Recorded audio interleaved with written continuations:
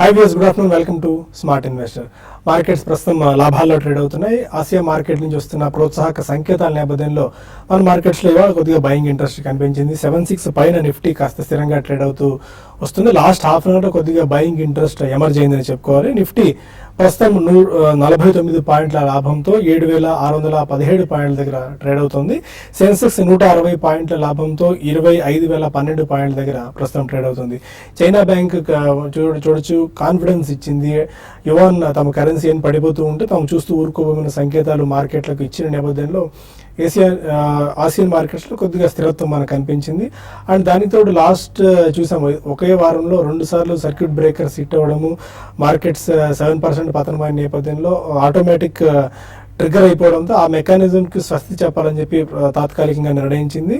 And ఇంకో major Asian కరెన్సీతో పోలిస్తే మన రూపాయి కూడా కొద్దిగా స్థిరపడిందని చెప్పుకోవాలి. ఆల్మోస్ట్ 18 పైసల పెరిగింది. 66.75 దగ్గర ప్రస్తుతం ట్రేడ్ అవుతుంది. 2 రోజుల నష్టాలకు కొద్దిగా బ్రేక్ పడిందని చెప్పుకోవాలి.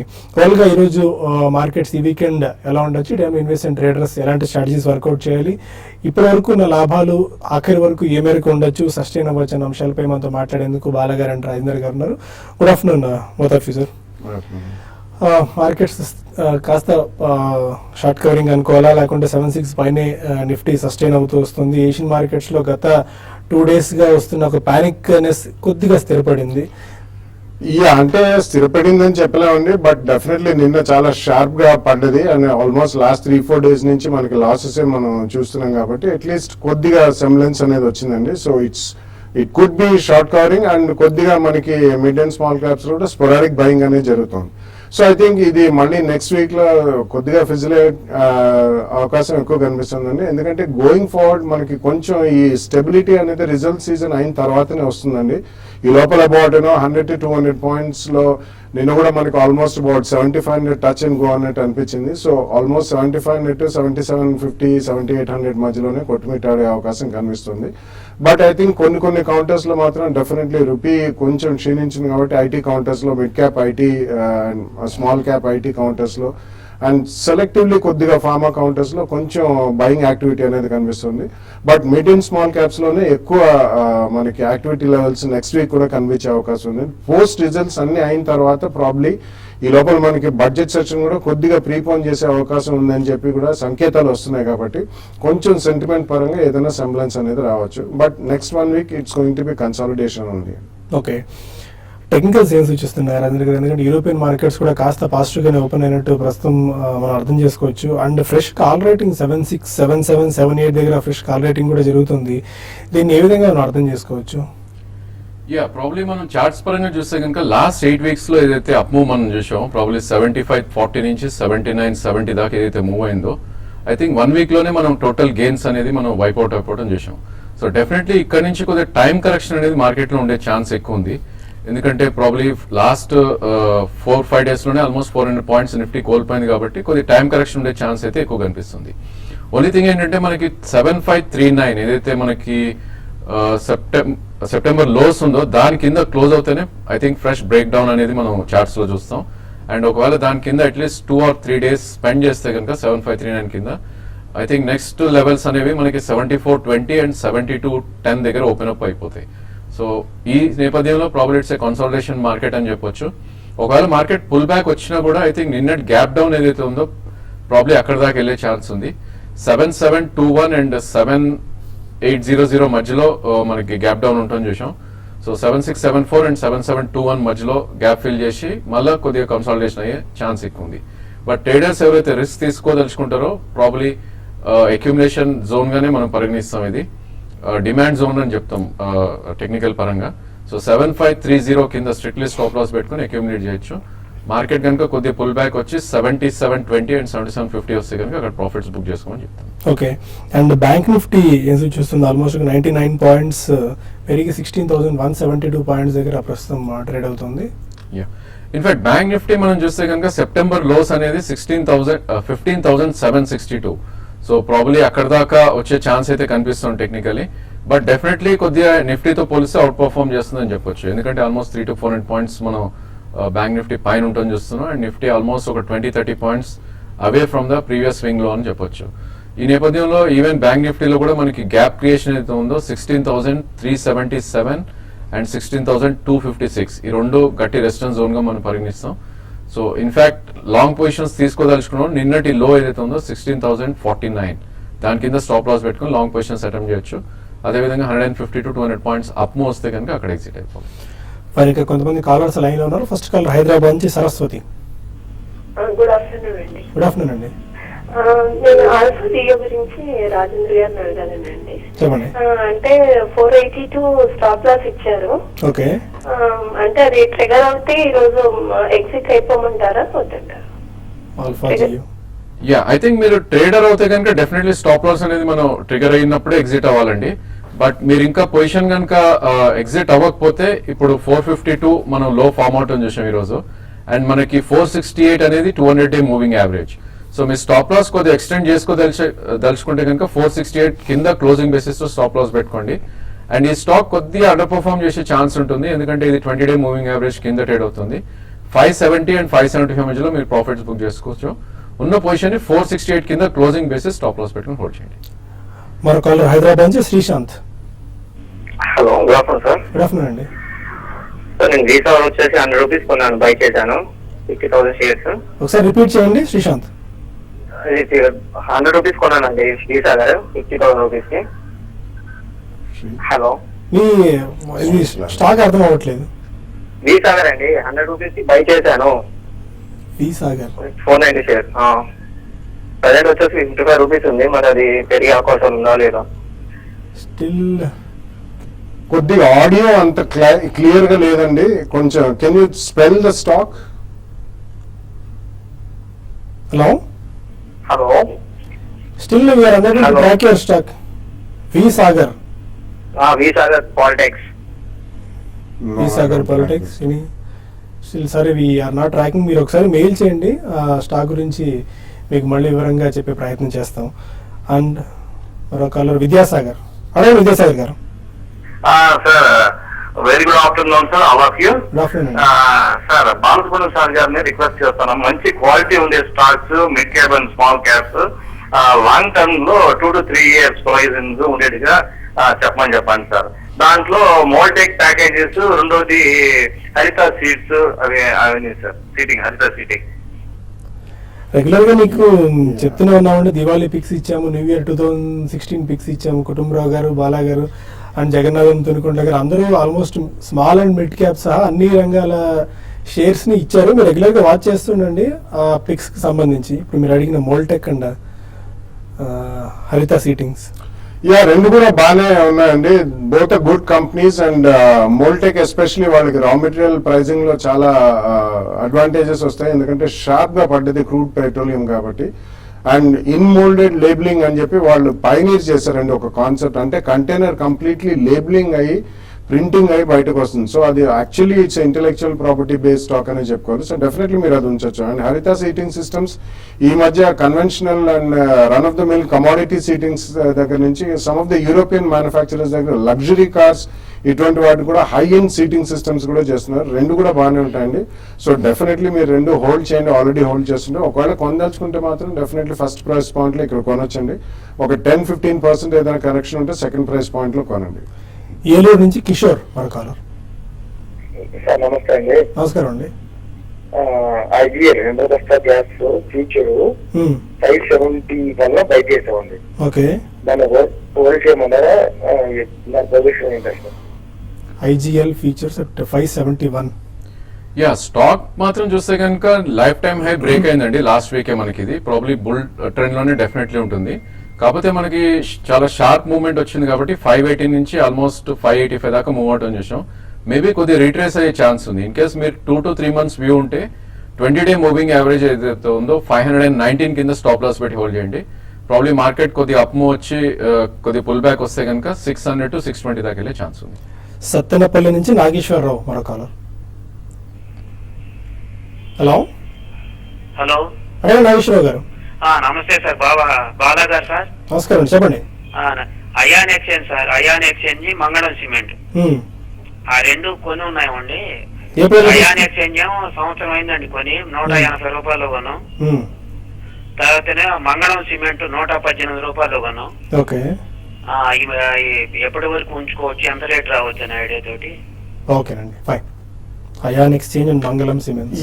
డెఫినెట్లీ అయాన్ ఎక్స్చేంజ్ మీరు almost nearly close to 100% profit లోనే ఉన్నారండి. వాటర్ ట్రీట్మెంట్ లో they are one of the pioneers and చాలా మంచి కంపెనీ అది. అండ్ గోయింగ్ ఫార్వర్డ్ మనం చూసాం క్లీన్ గంగా ప్రాజెక్ట్ కూడా చాలా పెద్ద పెద్ద orders Ion exchange and VA Tech, Wabag, Voltas ఇటువంటి కంపెనీస్ అన్నిటికీ మెటీరియలైజ్ అయ్యే అవకాశం ఉంది. సో వాటర్ చాలా పెద్ద బిజినెస్ అవుతుందండి రాబోయే కాలంలో. తప్పకుండా ఉంచమనే చెప్తాను. ఎంత అవుతుంది అనేది మనం చెప్పలేము.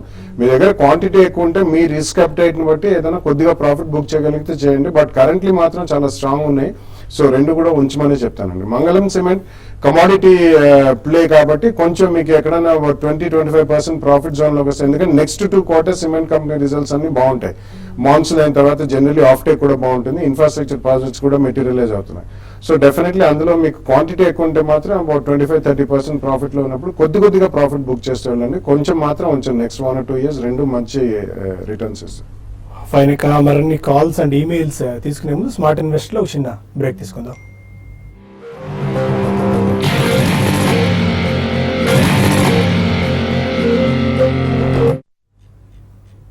Welcome back to smart investor. మరో కాలర్ ఏలూరు నుంచి శ్రీరామ్మూర్తి. హలో హలో అడగండి మూర్తి గారు. టాటా మోటార్స్ DVR ఇన్వెస్ట్మెంట్ తీసుకొచ్చారండి. టాటా మోటార్స్ DVR ఎంతకాలానికండి time horizon?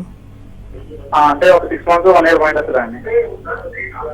Tata Motors DVR not a great idea అండి. 6 months to 1 year is definitely not an investment. And Tata Motors కి basically వాళ్ళకి Jaguar, Land Rover sales చైనాలో భారీగా క్షీణించే అవకాశం ఇంకా ఉందని చెప్పి రిపోర్ట్స్ వస్తున్నాయి. సో డొమెస్టిక్ మార్కెట్ లో అంత ఆశాజనకంగా లేదు Tata Motors. Commercial vehicle segment లో they are doing fine.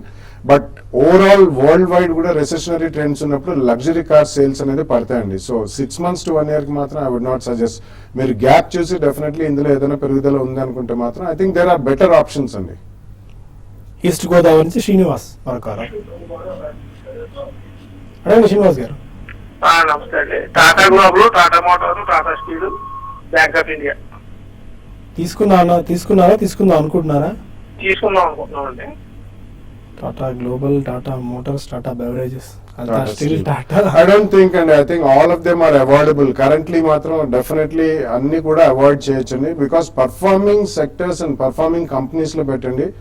Company పరంగా మీరు నేమ్ చేసిన 3 టాటా కంపెనీలు గ్రేట్ కంపెనీస్, చాలా మంచి కంపెనీలు అండి, అందరూ డౌట్ లేదు. కానీ యాజ్ అన్ ఇన్వెస్ట్మెంట్ కరెంట్లీ మాత్రం కొద్దిగా పోస్ట్పోన్ చేయొచ్చండి. Probably even 2-3 quarters down the line మనం ఫ్రెష్ గా కాల్ తీసుకోవచ్చు. సో పర్ఫార్మింగ్ సెక్టర్స్ లో maybe mid cap IT, pharma కానివ్వండి, non banking financial services company or housing finance company. ఈ మధ్య కొత్తగా మనకి ప్లాస్టిక్స్ లో కూడా చాలా యాక్షన్ జరుగుతుందండి. సో ప్లాస్టిక్స్ ఇటువంటి సెక్టర్స్ లో పెడితే మీకు మంచి రిటర్న్ వస్తుంది. కరీంనగర్ నుంచి శ్రీనివాస్ మన caller. Sir good afternoon sir. Good afternoon అండి. సార్ ఈ మెక్నాలీ భారత్ ఈ రేట్లు కొనొచ్చు సార్? లాంగ్ టర్మ్ కోసం ఈ ఫండమెంటల్స్ ఎట్లా ఉన్నాయి చెప్తారా సార్?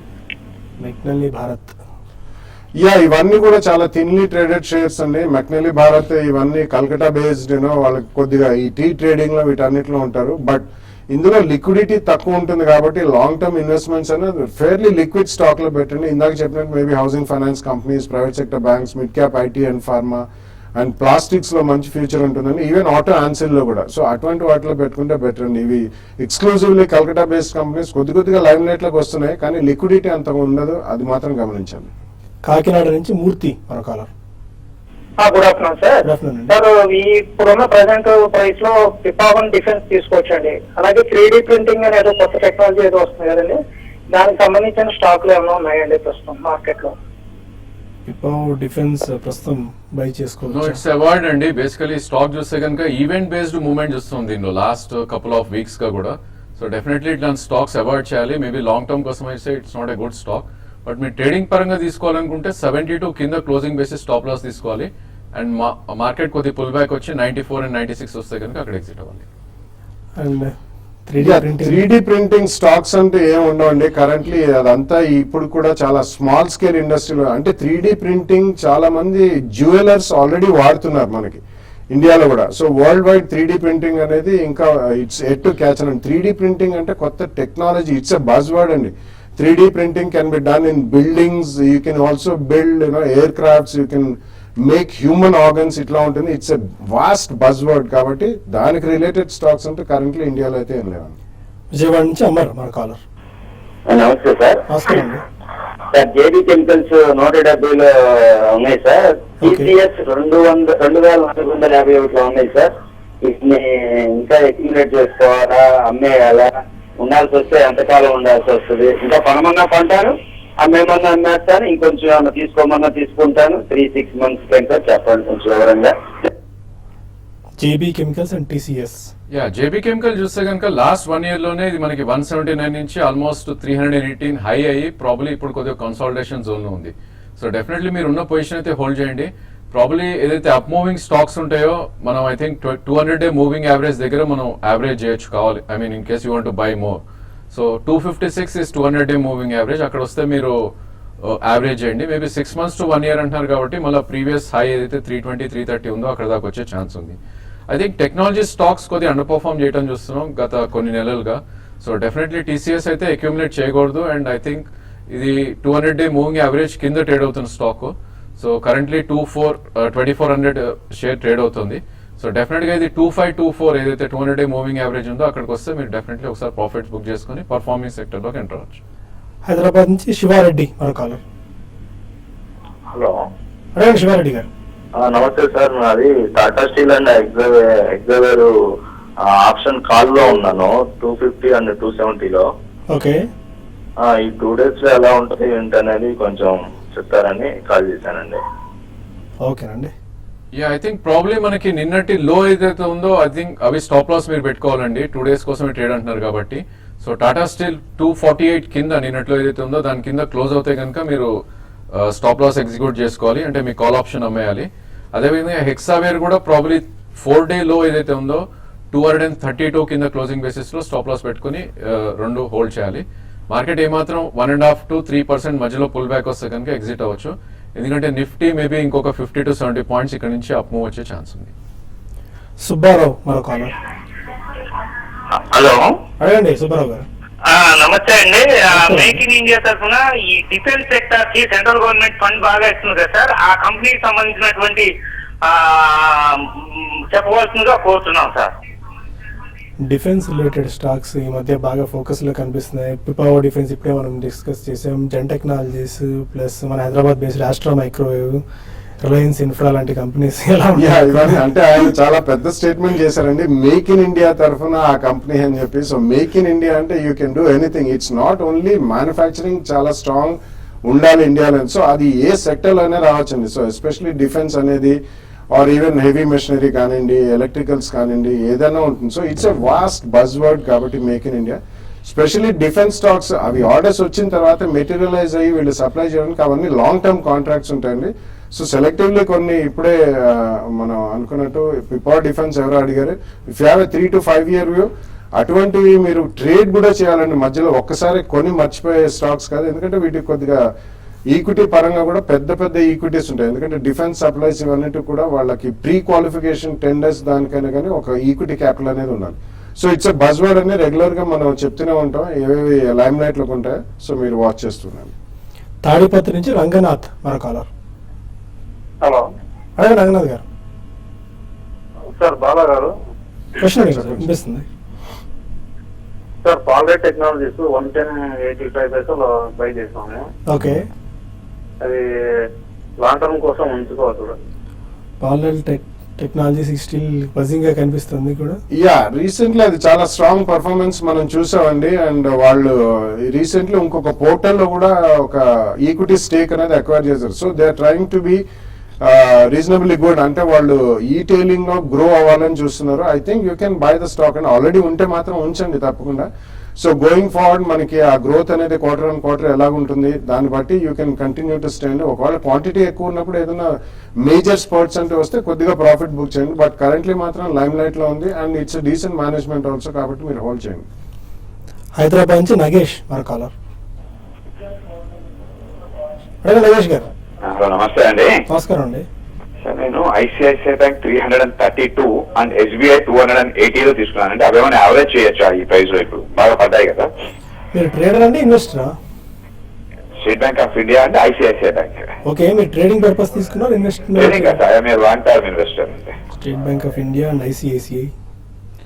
ఐ డోంట్ థింక్ ఇప్పుడు యావరేజ్ చేయడం అంత ఉత్తమం కాదని, ఎందుకంటే పబ్లిక్ సెక్టర్ బ్యాంక్స్ కి March 17th లోపల they have to clean up the balance sheet. అంటే గతంలో సిడిఆర్ నుంచి ఎస్డిఆర్ అని రకరకాలుగా నాన్ పర్ఫార్మింగ్ అసెట్స్ తగ్గించుకోవడానికి ఆర్బీఐ వాళ్ళు ప్రెషరైజ్ చేస్తున్నారు. సో ఇమీడియట్లీ ఇంతకంటే ఎక్కువ పడకపోయినా కానీ దాన్నే అడిషనల్ గా పెట్టద్దు. ఒకవేళ మీరు ఫ్రెష్ మనీ పెట్టదలుచుకుంటే మీరు హౌసింగ్ ఫైనాన్స్ కంపెనీస్ కానివ్వండి, నాన్ బ్యాంకింగ్ ఫైనాన్షియల్ కంపెనీస్ ఇటువంటివి అడిషనల్ గా ఉన్నది. ఉన్న స్టాక్ లో కూడా మీరు స్పోర్ట్స్ వచ్చినప్పుడు మాత్రం తప్పకుండా ఇందులో ట్రేడ్ చేసి యావరేజ్ కాస్ట్ తగ్గించుకుంటే ఐసిఐసిఐ, ఎస్బీఐలో కొద్దిగా నెక్స్ట్ 1 or 2 years లో మీ రేట్ వచ్చే అవకాశం ఉంది. బట్ అడిషనల్ మనీ మాత్రం ఈ రెండిట్లో యావరేజ్ చేయకండి. మరో కాలర్ శ్రీనివాస్ ఈస్ట్ గోదావరి నుంచి. అంటే శ్రీనివాస్ గారు. హలో, ఎస్ సార్, శ్రీనివాస్ చెప్పండి. నమస్తే అండి. గుడ్ ఆఫ్టర్నూన్, చెప్పండి. సార్, యూనియన్ బ్యాంక్ 160లో తీసుకున్నాను, ఇప్పుడు యావరేజ్ అని చేయొచ్చండి? యూనియన్ బ్యాంక్ 160లో తీసుకున్నారు, ఇప్పుడు యావరేజ్ చేసుకోవచ్చా? నో, డెఫినెట్లీ నో అండి. బేసికలీ బ్యాంకింగ్ స్పేస్ మనం చూస్తే కనుక especially PSU banks newer lows form అవటం చూస్తున్నాం చార్ట్స్ పరంగా. సో డెఫినెట్ గా మీరైతే యావరేజ్ చేయొద్దు. ఐ థింక్ దీని బదులు ఇన్ కేస్ మీరు ఇన్వెస్ట్ చేయాలి అనుకుంటే ఇప్పుడే బాలాగా చెప్పినట్టు మేబీ హౌసింగ్ ఫైనాన్స్ స్పేస్ లో మనం you can look at investing. Maybe Can Fin homes కానీ ఎల్ఐసిలో కానీ ఇన్వెస్ట్ చేయండి. యూనియన్ బ్యాంక్ మాత్రం అవాయిడ్ చేయండి. మరో కాలర్ శేఖర్ వెస్ట్ గోదావరి నుంచి. హలో శేఖర్. హలో, నమస్కారం అండి. నమస్కారం అండి, చెప్పండి. అది హిందూజన్ గ్లోబల్ ఓకే, సొల్యూషన్స్ అండి ఒకటి, ఇంకోటి వచ్చి కెన్సైన్ ఎర్లక్ పెయింట్ అండి, పర్సనల్ పెయింట్స్. ఓకే, ఈ రెండిట్లో ఏ స్టాక్ తీసుకోమంటారు లాంగ్ టర్మ్ కానీ? హిందూజా గ్లోబల్ ఆర్ క్యాన్సైన్ ఎరోలాక్, ఈ 2 stocks లో ఏది ప్రిఫర్ చేయొచ్చు?